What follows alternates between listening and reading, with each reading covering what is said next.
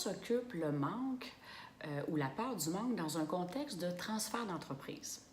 Et souvent, ce que je rencontre pour la personne qui vend l'entreprise, que ce soit l'entreprise familiale ou non, il y a souvent des craintes ou une peur de manquer d'argent. La personne s'est habituée à un certain style de vie, le dirigeant qui désire vendre, qui a l'opportunité de vendre, s'est habitué à un certain style de vie et se pose souvent des questions, qu'est-ce qui va arriver par la suite? Alors, il y a l'aspect tout, qu'est-ce qu'il va faire avec son temps, qu'est-ce qui va se passer, mais il y a aussi l'aspect financier qui amène souvent beaucoup de questionnements pour le chef d'entreprise. Alors, dans un contexte où justement le transfert se fait à des gens qui sont déjà dans l'entreprise, que ce soit avec les enfants ou des personnes clés de l'entreprise, justement, la peur de manquer d'argent peut avoir beaucoup d'impact là-dedans. Alors, on prend l'exemple que le dirigeant a commencé est de moins en moins présent dans les activités quotidiennes de l'entreprise. Donc, c'est la relève qui est en position présentement de créer de la valeur dans l'entreprise. Alors, puis c'est ça, un transfert d'entreprise, c'est le juste équilibre en quelque sorte entre le moment où c'est la relève qui génère la valeur de l'entreprise et qui sont vraiment impliqués activement. Ça devrait se refléter aussi dans le degré de propriété, dans le transfert de propriété de l'entreprise. Alors, le dirigeant, que ce soit le père ou la mère de famille, qui se pose des questions sur à quoi va ressembler son style de vie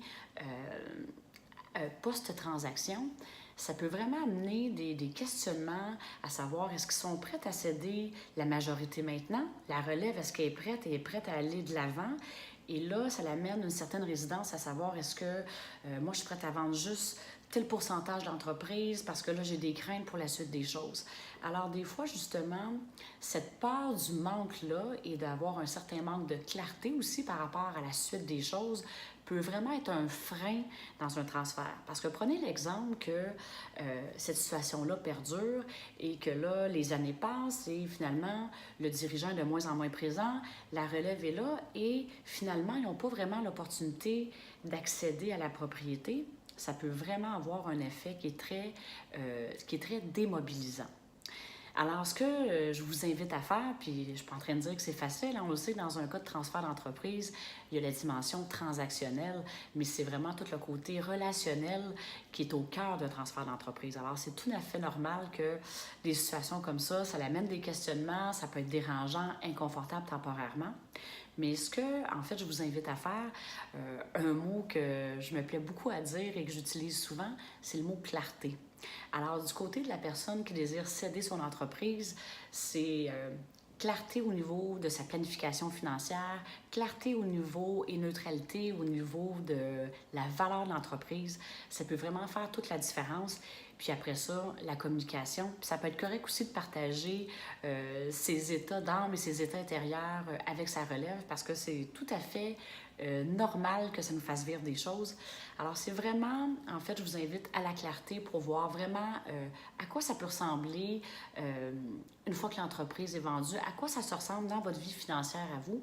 Et des fois, on ne prend pas le temps d'aller assez en détail dans cet aspect-là, l'aspect financier, fiscal, mais ça vaut vraiment la peine d'aller du côté de la clarté. Alors, c'est un gros sujet que j'ai traité en quelques instants, mais ça vous fait réagir. Vous avez des questions, vous aimeriez ça partager avec moi sur ce que vous vivez. Alors, c'est toujours un grand bonheur pour moi d'interagir avec vous sur nos différents réseaux sociaux. Alors, au grand plaisir de vous retrouver.